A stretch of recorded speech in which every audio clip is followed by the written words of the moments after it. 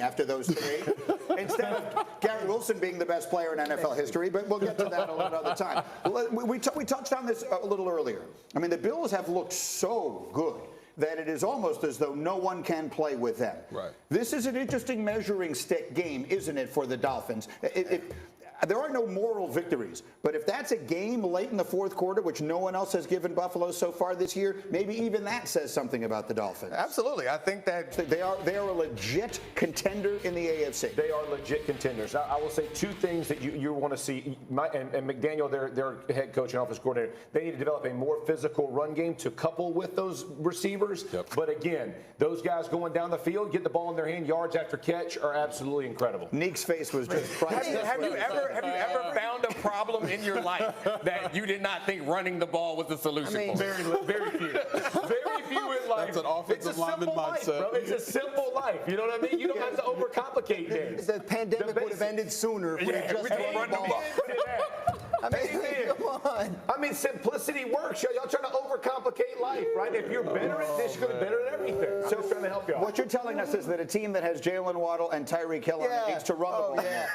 Those guys are I will tell you as absolutely facts. Yes, here's what I'll say. Thank you. They use the wide receivers as an extension of the running game. Their screen game, all those quick passes, the bubbles that you see Tua throwing, those are part of that running game. And when you have Tyreek Hill and Jalen Waddle, you always have a chance. I'd like to make another statement about Tua Tagovailoa. Because, Dan, the theme of today's show has been organizational success in developing players, right? Josh Allen, the Bills brought him along exactly right. Jalen Hurts, it looks really good for the way the Eagles have brought him along. The absolute opposite of that is what Tua has experienced so far in Miami. He had an owner who wanted to lose games. He had a coach who clearly didn't believe in him. These are on the record. This is not made up. So the point is, now he's got an offensive-minded coach who does believe in him. They put all the pieces in place you could ever imagine around him, and maybe, just maybe, we will see the result. No doubt. And look, it's a mixed bag in terms of Dolphins' confidence. They did pick him fifth, and they have put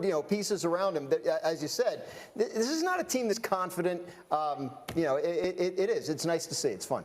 It's one thing to have those weapons. It's another thing to be able to utilize them. And I think Tua showed this week that he can do that. And I got a stat for you. Yeah. Schefter said this last night on Monday Night Countdown. Go. Justin Herbert's record as a starter, 16-18. Tua's record as a starter, 15-8. He's winning games. Even despite all of the organizational fluctuations that have happened, he's winning football games, and Tua is proving every doubter out there wrong. I don't want to hear any Tua hate for the next 7 days. Don't Jimmy G him, dog. Don't Jimmy G him. I'm just saying, man. They'll rain on the parade. He's winning games. Well, look, there's a lot of weird stuff going on in the AFC. We came in saying, well, the AFC, all these teams, it all looks, well, Denver looks terrible. The Raiders so far can't get out of their own way. The Bengals are winless. There's a lot of, the Indianapolis, no offense, it looks just horrendous.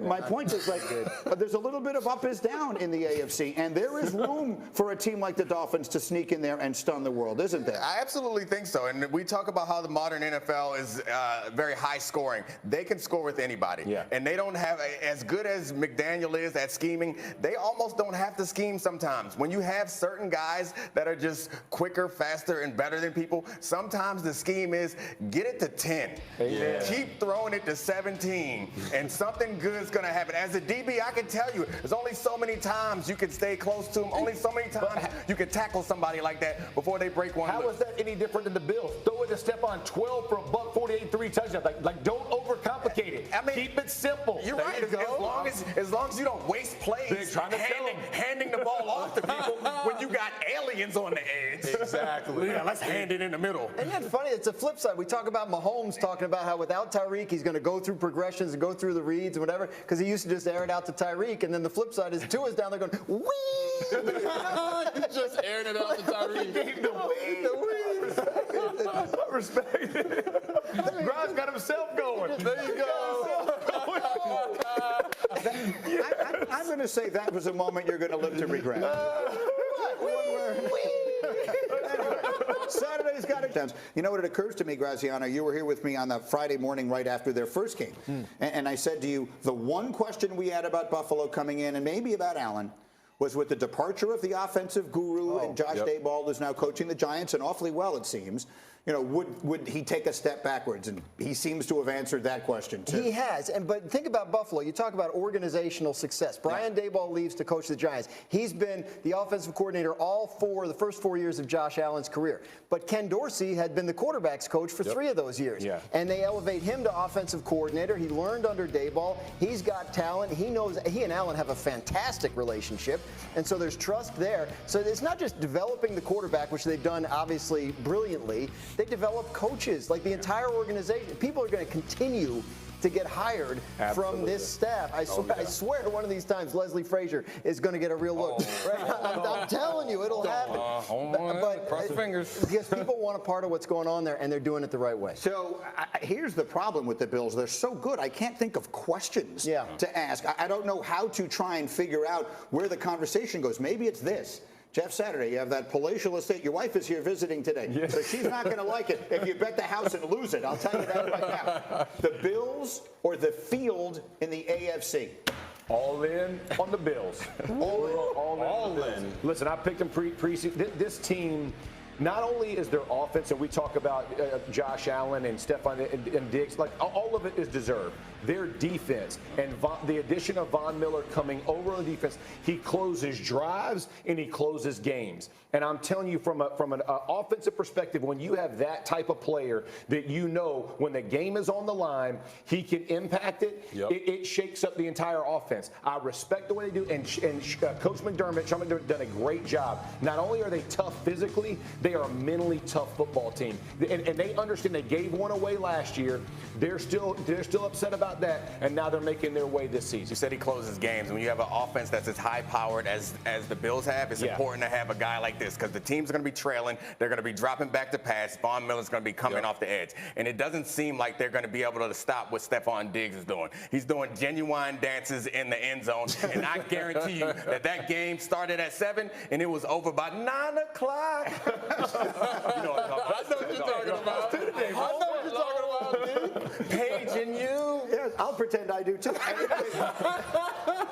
Here's the question. So I was looking at next week's matchups. The Bills, short week, right? They play Monday night. Now they go on the road to play the Dolphins, who are red hot and probably feeling awfully good after that big performance. And it's going to be 100 degrees with 1,000% humidity and all that kind of stuff. Do the Bills go down there and make quick work of them? That's an interesting question to me. I think they do. And what Dominique just said is really, really important, right? Because the Ravens couldn't close the game. The Ravens did have a big lead on the Dolphins, right? The Browns had a lead on the Jets. The Raiders had a lead. We are living in a time when the offenses are so explosive and can score so quickly that the ability to stave off the comeback before it starts is massive. And the Bills not only have Von Miller, but they're deep up front. They can rotate those guys through so they're not exhausted in the fourth quarter. There's a lot to love. I'm trying to find someone who maybe can play with them. They will play Kansas City. I want to say the game is October 16th. That's a good matchup. I think the Miami game could be tough because the weakness on that defense is the corners, and the strength of that Miami offense is those receivers. It's going to be hot as hell down there. It's going to be a tough game for them to play in that condition. I just did it. I thought of the question. Yes. I'm channeling my inner Monday Dan. Can they go 17-0? Can the Bills go 17-0? Can they go? Are they perfect? Can anybody beat them? Come on, Saturday. No, they can't. You were on a team that should have been perfect. Yeah, they won't. They're on fire right now. I know Bill Polian did. He still crushes me today. Just think about it. We should have gone undefeated. But no, they will not. No undefeated. No. Do I have? I'm going to say no, but I'm going to answer your question about the difference between last year and this year for the Bills. It's Von Miller. Von Miller is the Tom Brady of defensive ends. Yeah. He is the reason that this team is playing at such a high level. He is the Super Bowl whisperer, and I think he deserves that credit because not everything that he does shows up on the stat sheet. Right. He didn't have any sacks last night, but you saw him impacting plays. Yeah. And I think Von Miller and the addition of Stephon Diggs has Josh Allen rising to the Iron Throne. So maybe last night between ESPN and ABC, you saw a Super Bowl preview of the Eagles on one side, the Bills on the other. We've shown you those two so far this hour, but we're just getting started as we continue.